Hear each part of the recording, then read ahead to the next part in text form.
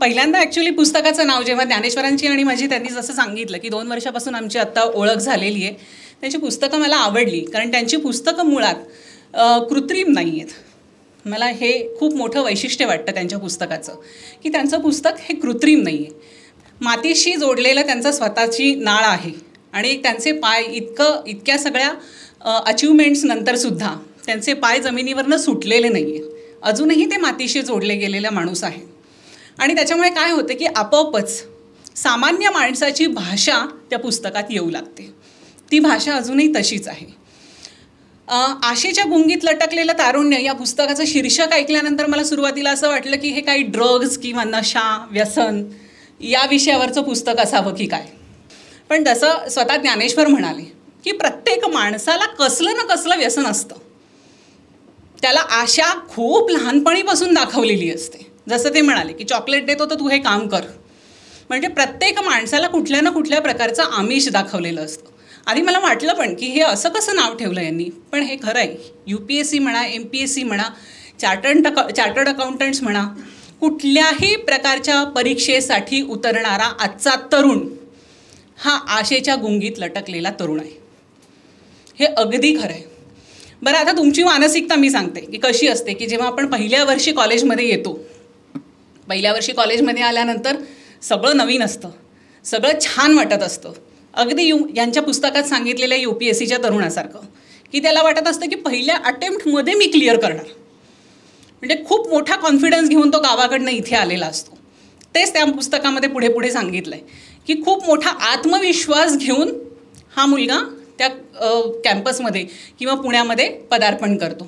अगदी तुमच्यासारखं की तुम्ही ज्या वातावरणात लहान मुलांना तयार करता ते वातावरण त्यांच्यावरती खूप परिणाम करणारं असतं.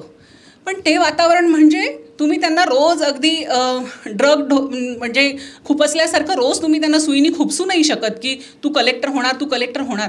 पण त्याची तेवढी तयारी आहे का, तेवढी त्याची बुद्धिमत्ता आहे का, हे आईवडिलांनी आधी लक्षात घ्यायला हवं. त्याच्यामुळे आईवडिलांकडून लादल्या गेलेल्या अपेक्षा ही एक खूप मोठी गोष्ट आजच्या तरुणाईच्या करिअर बिघडण्यासाठी म्हणा किंवा करिअर घडण्यासाठी ती कारणीभूत ठरते असं मला वाटतं. आईवडिलांनी आणि समाजाने लादलेल्या अपेक्षा. बरं, आता अडचण कुठे येते अजून, तीही पुढे जाऊन ज्ञानेश्वर जाधवरांनी आपल्या पुस्तकामध्ये ॲड्रेस केलेली आहे. अडचण कुठे येते की जेव्हा या अपेक्षा आपण पूर्ण करू शकत नाही. असं होतं की इंजिनिअरिंग पूर्ण होईपर्यंत आपल्याला हे लक्षात यायला लागतं की खूप मोठा खर्च करून, कर्ज काढून, शेती विकून, पैसा अडका जमवून, बँकेची कर्ज काढून, पतपेढीकडनं कर्ज घेऊन आपल्या आईवडिलांनी आपल्याला इथं शिकायला पाठवलं आहे. आणि जेव्हा हे लक्षात येतं की ही कर्ज फेडण्यासाठी जी इमिजिएट अगदी तातडीने नोकरी आपल्याला करावी लागणार आहे ती आपण इंजिनियर झाल्यानंतर लगोलग आपल्याला मिळणार नाही आहे. ही फॅक्ट, ही गोष्ट जेव्हा आपल्या लक्षात येते तेव्हा मात्र मग आपल्याला अवघड वाटायला लागतं. आणि हे अवघड कशामुळे वाटतं सांगू? लोक काय म्हणतील या लोकलज्जेत.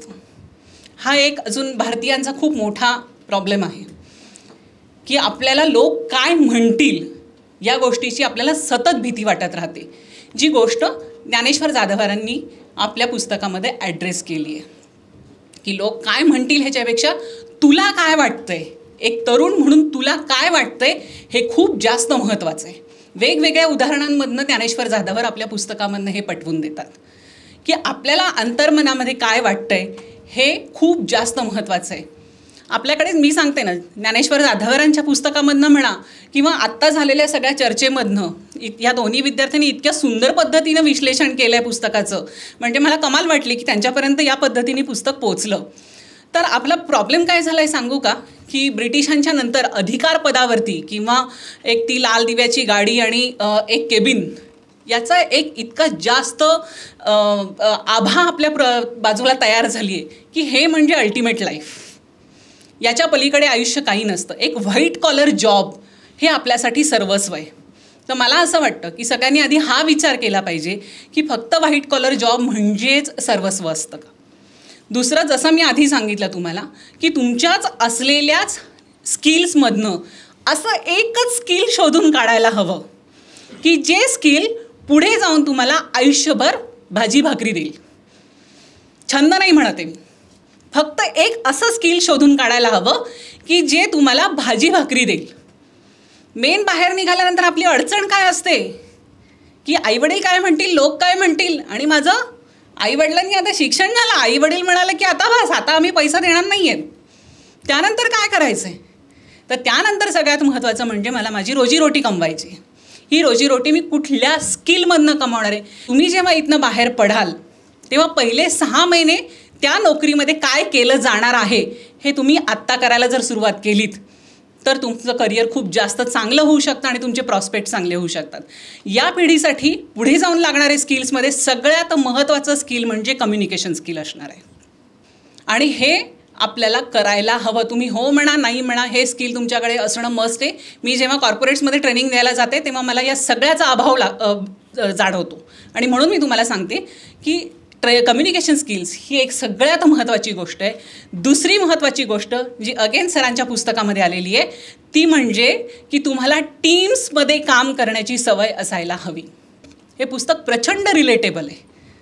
हे पुस्तक आपल्याला आपण स्वतः त्यात दिसतोय की काय असं वाटायला लागतं. त्याच्यामुळे आईवडिलांचे प्रेशर्स, प्रेमात पडण्याचं प्रेशर, प्रेमभंगाचं प्रेशर, हे कुठलेही प्रेशर हाताळू शकण्याचं कौशल्य जर आपल्याला आपल्यामध्ये आणायचं असेल तर पुस्तक वाचायला हरकत नाही असं मला वाटतं.